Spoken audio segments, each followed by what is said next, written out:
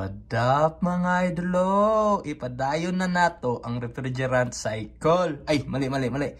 Ipagpatuloy na natin yung refrigerant cycle. So, let's go! Balikan muna natin yung refrigerant natin. So, like what I said before, meron siyang ability na mag-evaporate at lowest temperature. So, minus 26.2 degrees Celsius sa atmospheric pressure natin, which is 1 bar. Ngayon, normally, sa atmospheric pressure natin, meron tayong 30 degrees Celsius dyan sa Pilipinas, di ba? Or di kaya more. Ngayon, pag mag-release ka ng refrigerant sa atmosphere natin, automatic yan mag-evaporate. Again, tandaan nyo ha, na kapag mataas yung pressure, kailangan din natin ng mataas na temperature para siya i-evaporate. Ngayon, sisimulan na natin i-discuss yung basic parts ng refrigeration cycle natin at paano yung refrigerant gumagana sa loob ng sistema. Bago tayo magsimula, palitan natin yung drawing. So, ito yung print ko kasi malinaw. So, simulan natin sa compressor. Itong compressor, ito yung nagsisilbing pump niya sa sistema. So, basically, ang purpose ng compressor is i-circulate niya yung refrigerant sa loob. So, ito yung nagpapagalaw sa refrigerant. So, galing sa compressor, ang status ng refrigerant sa loob is high pressure, high temperature, at superheated vapor. Means gas. So, after the compressor, ang refrigerant pupunta ngayon yan sa condenser. Ang main purpose naman ng condenser is kino-convert niya yung refrigerant from gas state into liquid state. So, para i-convert yan, is tinatanggal niya yung init sa refrigerant. Sa barko, meron tong linyada na galing sa low temperature freshwater cooling system. So, yung freshwater na yun yung nagpapalamig sa refrigerant. Paglabas niya ng condenser, dito sa linyada na to, ang status ng refrigerant natin is high pressure, medium temperature, at saka saturated liquid. So, hindi siya totally liquid kasi meron pa rin siyang konting gas na sumasama. Pagtapos ng condenser, dito na yan pupunta sa expansion valve. Sa expansion valve naman, ang main purpose niya is to control the flow of the refrigerant. Pero nakadepende yan sa outlet ng evaporator natin. So sa expansion valve, meron niyang capillary tube at saka sensing valve. Ito, ganito ang itsura niya sa loob. Ito yung expansion valve natin. Dito meron yung diaphragm at saka yung valve niya. Ito yung galing sa condenser, ito yung papuntang sa evaporator. Ito naman yung capillary tube niya at sensing valve. Again, itong sensing valve na to is nakakabit yan sa outlet pipe ng evaporator natin. So, sa loob ng sensing valve natin, sa capillary tube hanggang dito, meron yung refrigerant. Na kung yung sensing valve natin makasense na pag-init, yung refrigerant sa loob nito is mag-i-expand. Mag-i-expand siya hanggang itulak niya itong diaphragm pababa. So, pag tulak niya yung diaphragm pababa, itong valve na to is magbubukas. So, yung refrigerant galing condenser, meron na siyang linyada papusok sa evaporator. Diba?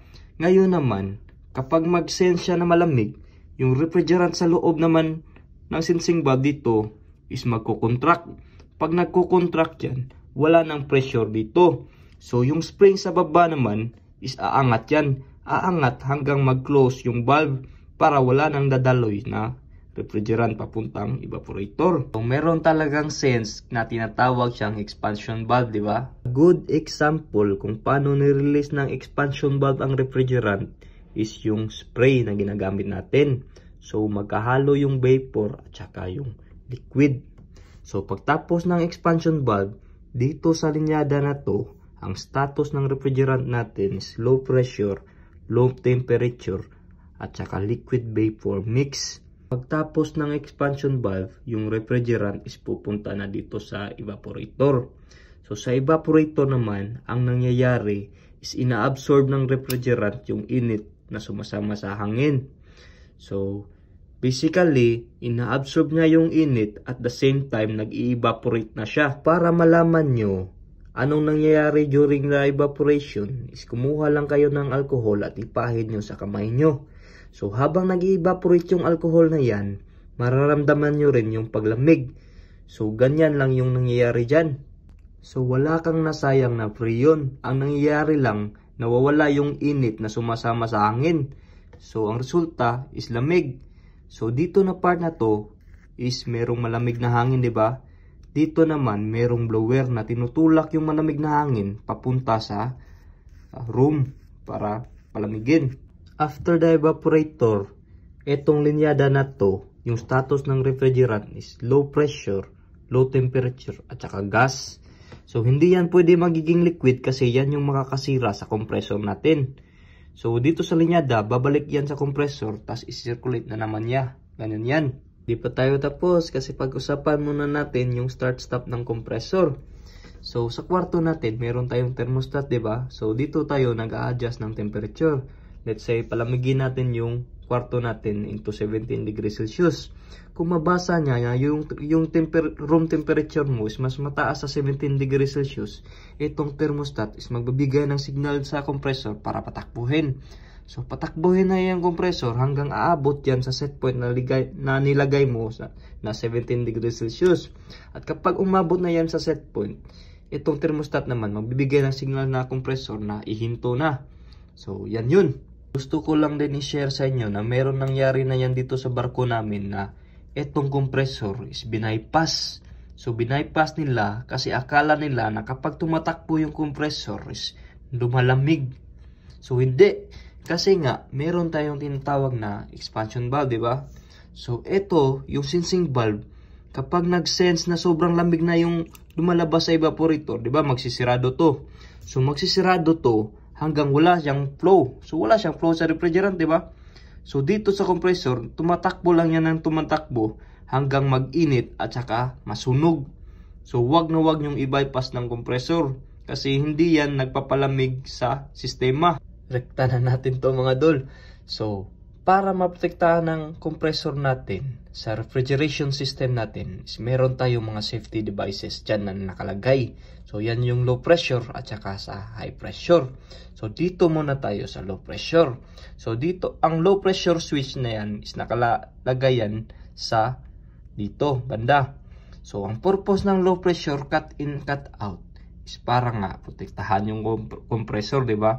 So, yung low pressure natin is merong set point yan. Example lang to 0.5. Na kapag umabot ng 0.5 yung pressure dito, is i-stop na yung compressor. Kung lalagpas naman ng 0.5, is i-automatic na i-start yung compressor. So, ganyan yan. Yung isa naman is yung high pressure cut out.